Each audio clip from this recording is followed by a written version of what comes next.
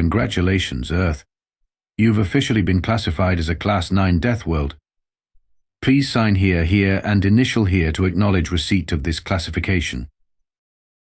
Marcus Fletcher stared at the purple-skinned alien sitting across from him, her forearms simultaneously extending digital tablets, paper forms, and what appeared to be a gelatinous blob that blinked back at him.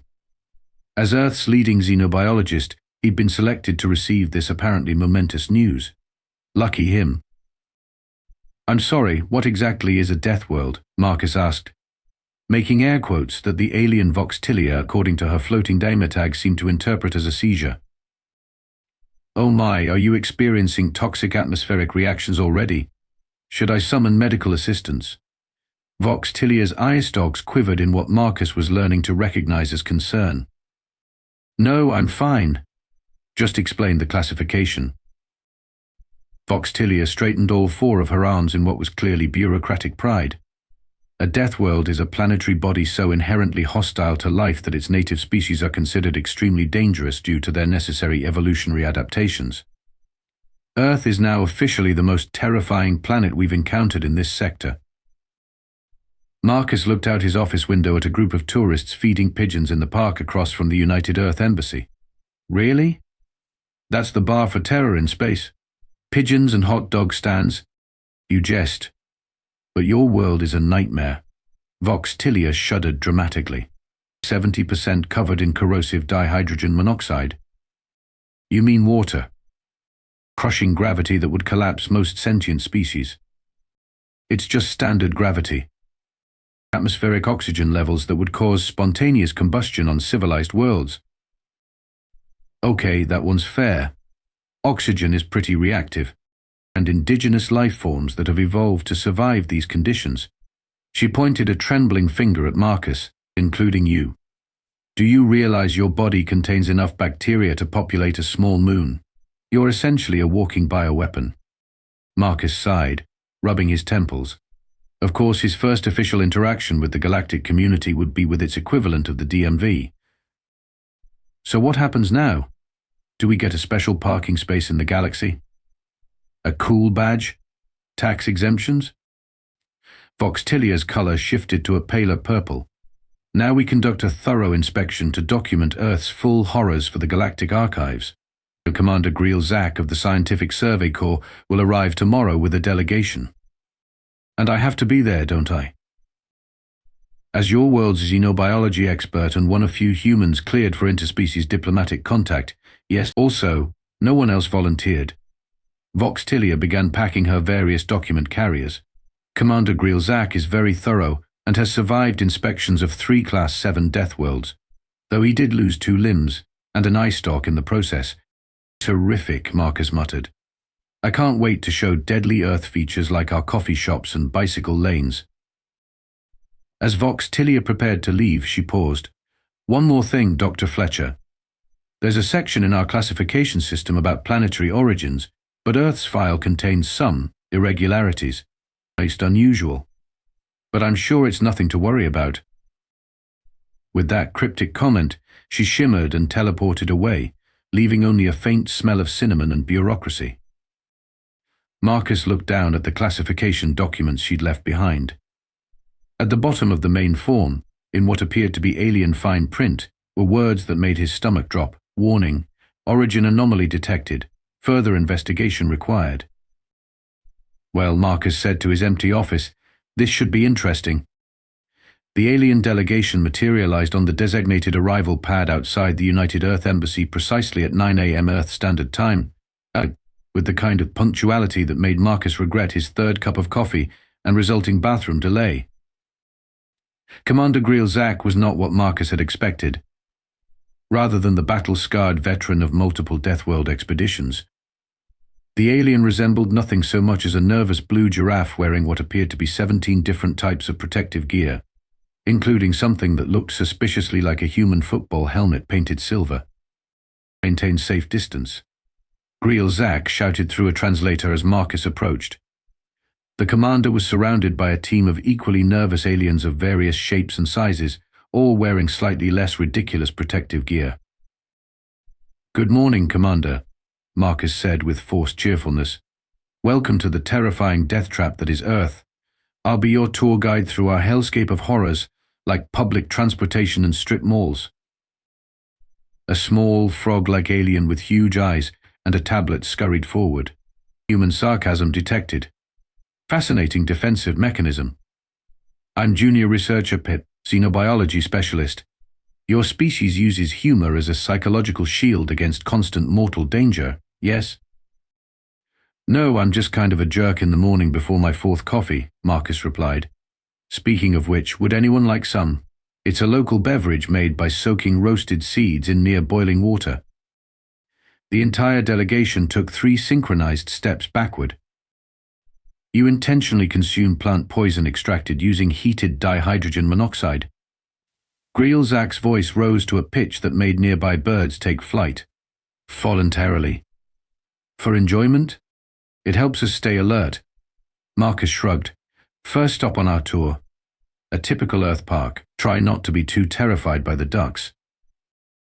As they walked, Greelzak maintained a constant monologue into his recording device. Day 1 on Deathworld Earth. The native guide appears unaware of constant danger.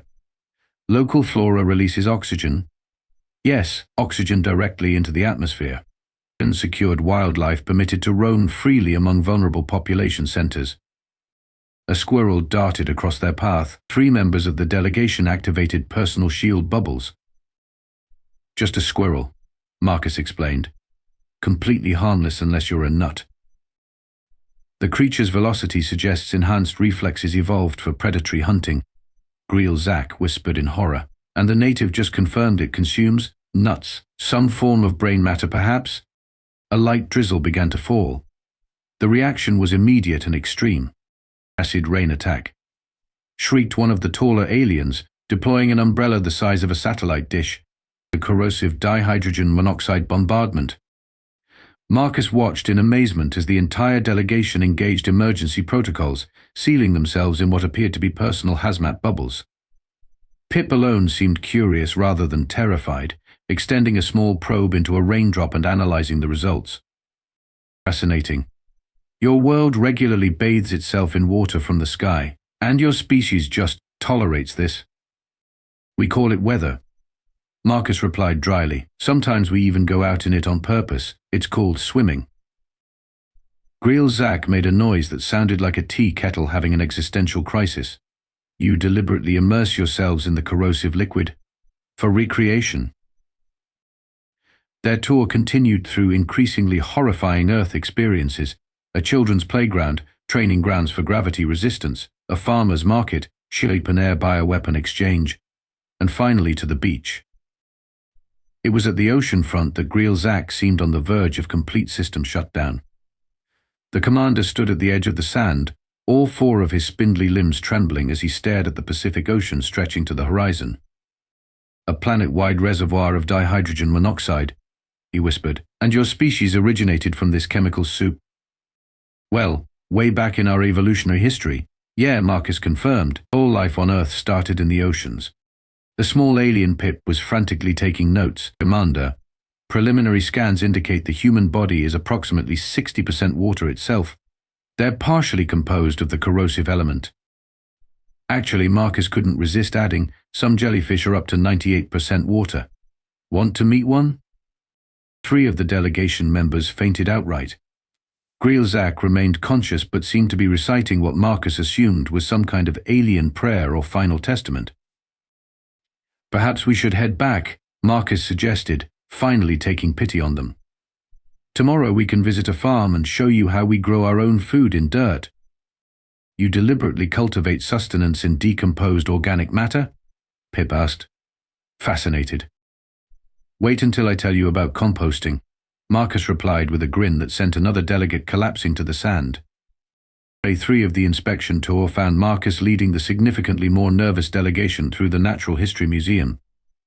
Greelzak had insisted on seeing evidence of Earth's evolutionary history, though Marcus suspected it was just to gather more evidence for his increasingly dramatic reports back to the Galactic Federation. And these, Marcus said, gesturing to the dinosaur exhibit, were some of the dominant species on Earth about 65 million years ago before a major extinction event. Pip hopped closer to the massive Tyrannosaurus skeleton. These apex predators evolved naturally on your world. Fascinating. What could possibly have caused creatures of this magnitude to go extinct? Current theory suggests a large asteroid impact that. The explanation was cut short by a deafening crash as something massive smashed through the museum's glass ceiling. Museum visitors screamed and ran for exits as debris rained down around them. Through the settling dust, Marcus could make out a shape that looked like nothing he'd ever encountered in his xenobiology studies, a writhing mass of tentacles and what appeared to be metallic exoskeletal segments, roughly the size of a delivery truck. Venkthar Hunter. Grilzak shrieked, his translator struggling to keep up with his panic. Emergency evacuation protocol. The alien delegation scattered, their various protective devices activating in a cacophony of beeps and hums. The creature, this Venkthar thing, let out a roar that sounded like metal grinding on metal and lashed out with tentacles that cracked the marble floor. Marcus dove behind a display case, pulling the small alien Pip with him. What the hell is that thing? Pip's enormous eyes were somehow even wider than usual. A Venkthar Hunter-class bioform. They're apex predators from the Galactic core, but they've never been seen this far in the outer systems. Our defensive technology won't work against it. As if to demonstrate this point, the creature lashed out at Grilzak, who had activated what appeared to be a high-tech energy shield. The tentacle passed through it like it wasn't there, wrapping around the commander's midsection and lifting him into the air.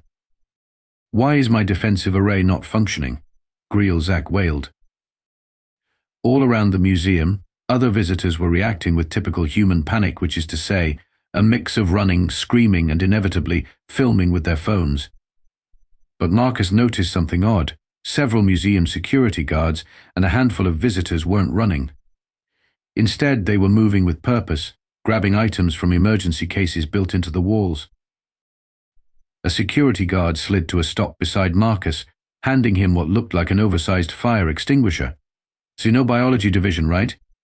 You're cleared for this. CO2 projector should slow it down." "Wait, you know what this thing is?" Marcus asked incredulously, taking the device. The guard gave him a grim smile. "Not my clearance level to explain. Just aim for the central mass and squeeze the trigger." Meanwhile, the Venkthar had gathered 3 of the alien delegation in its tentacles and was making its way toward a struggling Grilzak. The commander's translator was cycling through what sounded like last rites in 17 different languages. "Hey, ugly!" Marcus shouted, stepping out from behind the display. He aimed the CO2 projector and fired, sending a blast of freezing gas directly at the creature.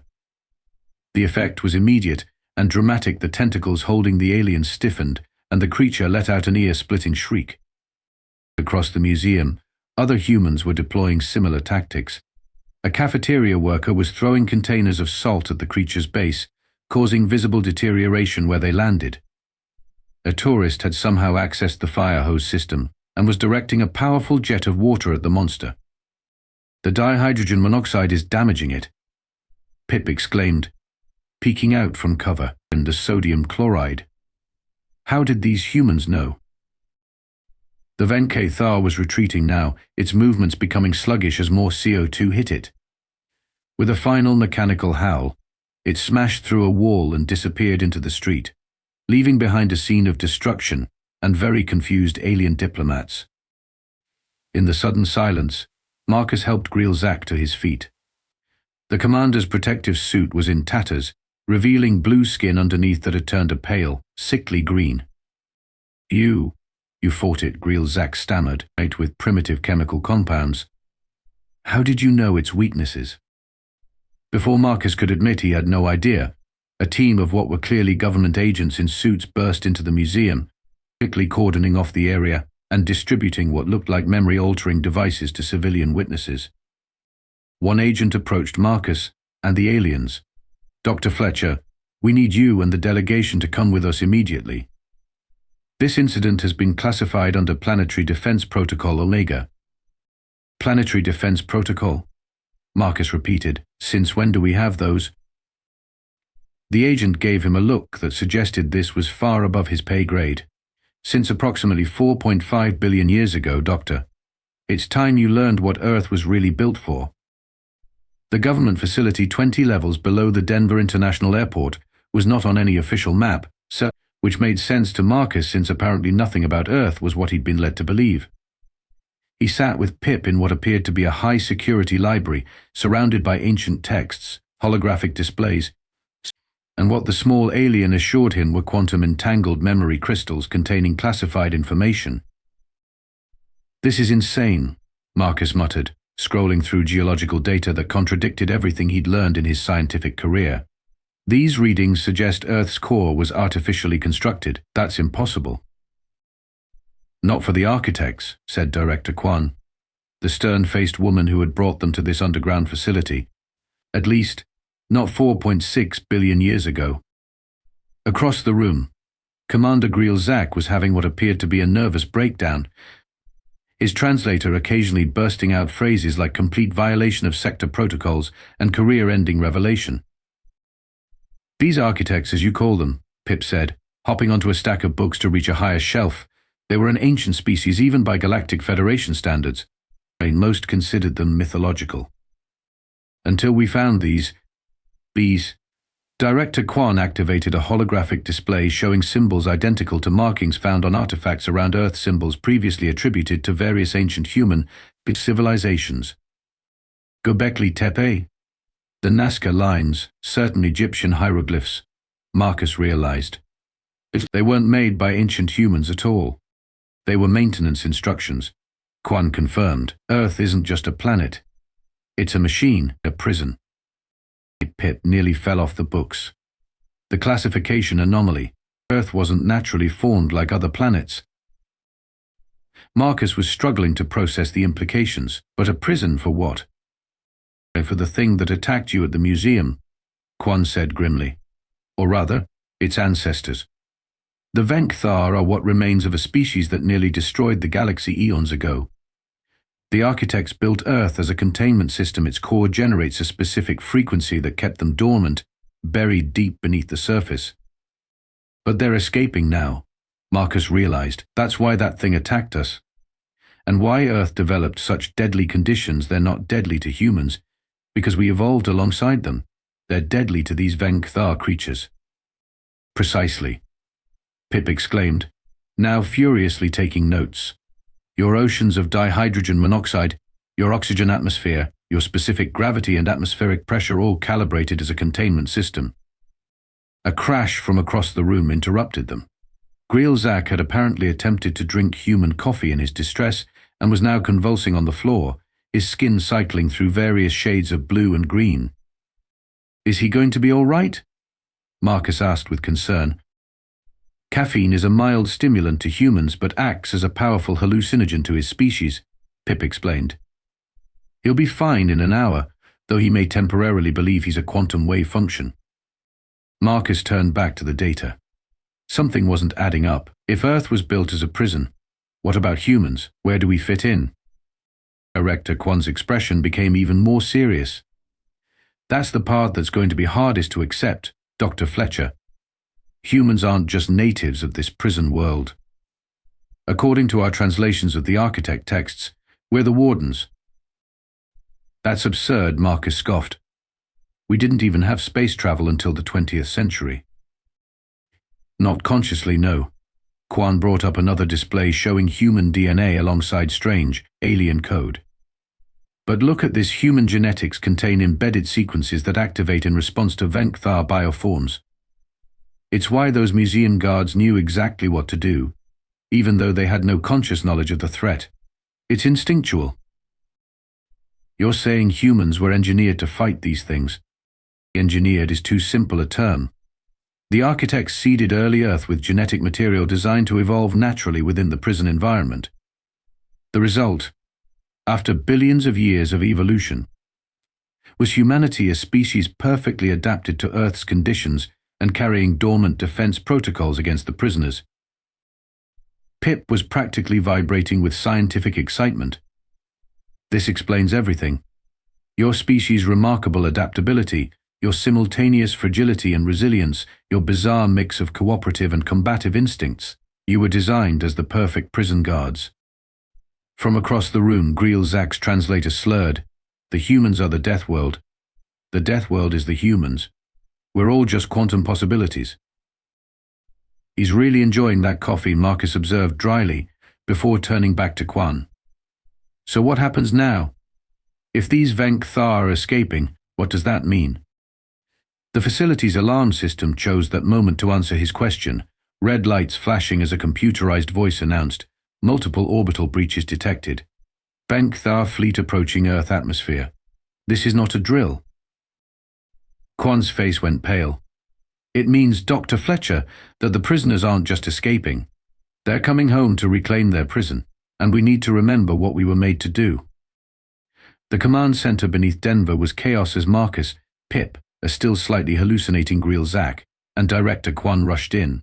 All-size screens showed multiple unidentified craft entering Earth's atmosphere, ships that resembled giant versions of the creature from the museum, metallic tentacles extending from central masses of twisted technology. Status report, Quan demanded. A frazzled analyst looked up from her station. 27 Venk-Thar vessels in formation around the planet. They're not attacking yet, but they've established positions over major population centers. They're being cautious, Marcus realized. They don't know if the Architect's defenses are still active.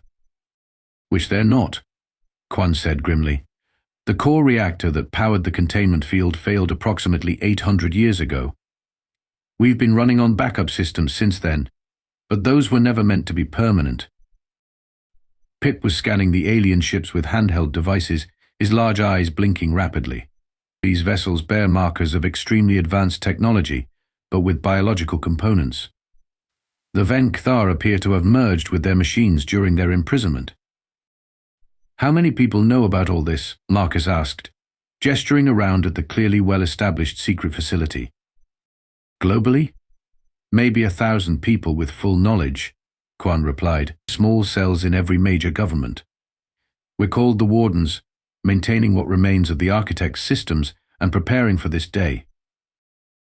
The day when your true purpose would be revealed, came a voice from behind them. Marcus turned to see Vox-Tilia enter, but her demeanor had completely changed.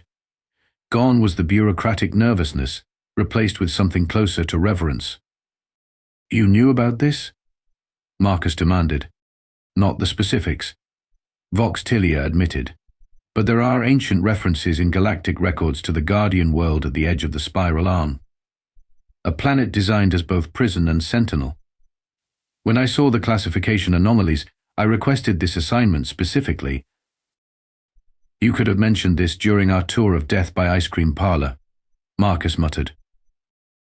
On the main screen, one of the Venk-Thar ships was broadcasting a message. The translation appeared as text across the bottom. Architects long dead. Prison failing. Surrender the world and your deaths will be swift. Zach, who had been unusually quiet, suddenly straightened up. The Galactic Federation must be notified immediately. This threat concerns all civilized worlds. Already tried, Quan said. The Venk-Thar are blocking all outgoing transmissions. We're on our own. Marcus stared at the alien ships on the screen, a strange calm settling over him. Information was flooding his mind, knowledge he shouldn't have, instincts he'd never felt before. No, he said slowly, we're not on our own. We have what the Architects gave us. Which is what, exactly? Zach demanded, his translator conveying hysterical edge. Marcus walked to a control panel and, without knowing how he knew which buttons to press, brought up a global map showing thousands of glowing points. Every human on Earth carries dormant defense protocols in their DNA. The Venk-Thar attack at the museum was the trigger. Right now, all across the planet, people are remembering things they never learned. As if on cue, reports began flooding in from around the world. Citizens spontaneously accessing hidden caches of advanced technology, military units deploying unusual countermeasures without orders. Ordinary people demonstrating knowledge of complex systems they couldn't possibly understand. It's beautiful, Pip whispered, watching the data stream in. The Architects encoded a distributed defense system into an entire species. But will it be enough? Vox-Tilia asked. her eye stalks quivering.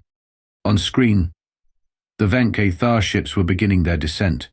The largest vessel, positioned over Denver itself, was opening what appeared to be weapon ports. Marcus felt a strange certainty as he turned to Quan. Activate the Warden protocol. All of it. That's not a decision to make lightly, Quan warned. Once initiated, there's no going back. Humanity will never be the same. We were never what we thought we were anyway, Marcus replied, and I'd rather be conscious wardens than ignorant prisoners. Quan nodded and placed her hand on a scanner. Warden Protocol Alpha through Omega, full activation. For a moment, nothing seemed to happen. Then Marcus felt it, a warmth spreading from his core, a clarity of thought and purpose he'd never experienced. Around the command center, other humans were straightening up, eyes focused with new determination. What's happening to them? Greelzak asked, backing away nervously. They're remembering who they are, Marcus said, knowledge flowing through him like a current. We all are. Outside, storm clouds were gathering with unnatural speed over Denver, over every major city on Earth. The Venk-Thar ships faltered in their descent as lightning, unlike any natural phenomenon, began to strike their hulls. Earth itself is a weapon, Marcus explained, somehow now understanding, and we're its targeting system. Commander Greelzak stared at the humans around him, his translator struggling to keep up with his rapid speech. This is why Earth is a death world, not because it's hostile to life, but because it was built specifically to be hostile to them. And we're the most dangerous part of it, Marcus confirmed, feeling the power of billions of years of engineered evolution humming through his veins. Earth wasn't classified as a death world, but no one asked who it was built to kill. The battle for Earth lasted approximately 17 minutes. As the Venk-Thar ships descended, humanity remembered. Across the planet, ordinary people found themselves acting with extraordinary purpose. Farmers redirected irrigation systems to spray salt water into the air, creating corrosive clouds for the alien vessels. Power plant workers recalibrated electrical grids to generate specific frequencies that disrupted Venk-Thar biomechanical systems. Even children instinctively knew to fill water balloons and aim for the ship's vulnerable sensory appendages. From the command center beneath Denver, Marcus coordinated the global response, information flowing to him through systems he'd never known existed but now operated with practiced ease. They're retreating in sectors 7 through 19, an analyst reported. The atmospheric ionization is working. The Moscow team has deployed the audio disruptors, another called out. Venk-Thar ships over Eastern Europe are showing signs of system failure. Commander Greelzak watched in stunned silence as the supposedly primitive humans he'd been so terrified of transformed into a coordinated defense force of planetary scale. Beside him, Pip was frantically documenting everything, his small webbed hands barely keeping up with the data. Fascinating, the little alien exclaimed. They're using Earth's natural resources as weapons. Water from the oceans, salt from the mines, even generating specific sonic frequencies that disrupt Venk-Thar neural patterns. It's almost as if, Vox Tilly observed quietly, humans have been practicing for this their entire evolutionary history, without even knowing it. The main Venk-Thar vessel, positioned directly above Denver, was attempting a more direct approach. A massive tentacle extended from its underside, smashing through buildings as it reached for the ground. They're trying to access the core control systems, Quan realized, if they reach the facility beneath NORAD. They won't, Marcus interrupted, feeling knowledge flow through him. He accessed a communications system with practiced ease. Strike Team Echo, deploy the copper solution. On screen, they watched as helicopters circled the massive tentacle, spraying it with a shimmering liquid. Where the solution touched, the alien biomechanical material began to oxidize rapidly, turning green and brittle.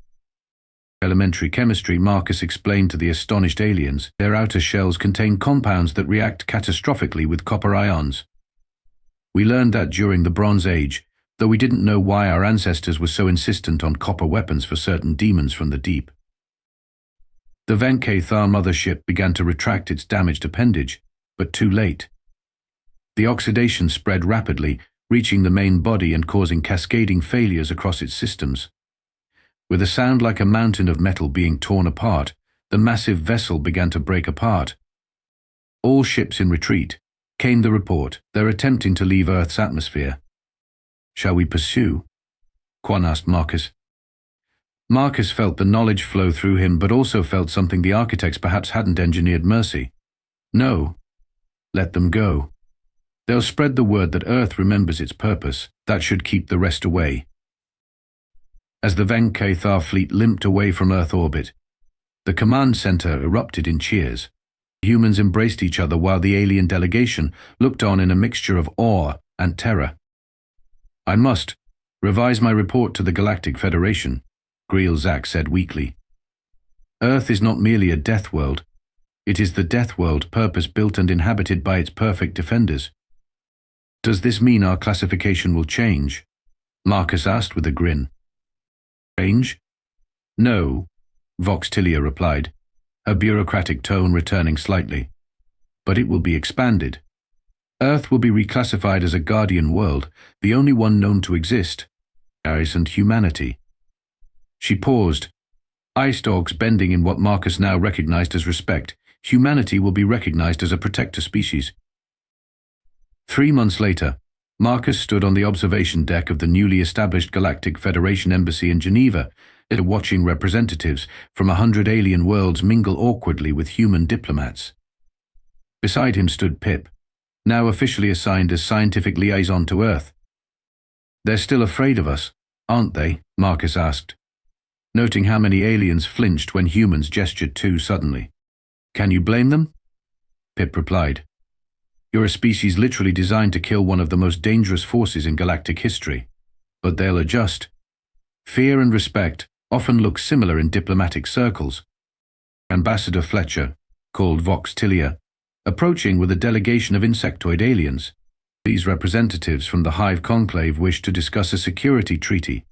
It seems some Venkathar splinter groups have been spotted near their home systems. Marcus nodded, stepping forward to greet the new aliens. As Earth's first official terrifying human ambassador, he was still getting used to his role. But like everything else since the awakening, it felt strangely familiar, as though he'd been preparing for it all his life. Which, in a way, he had. They all had. Earth was a death world, yes, but now everyone knew exactly who it was built to kill.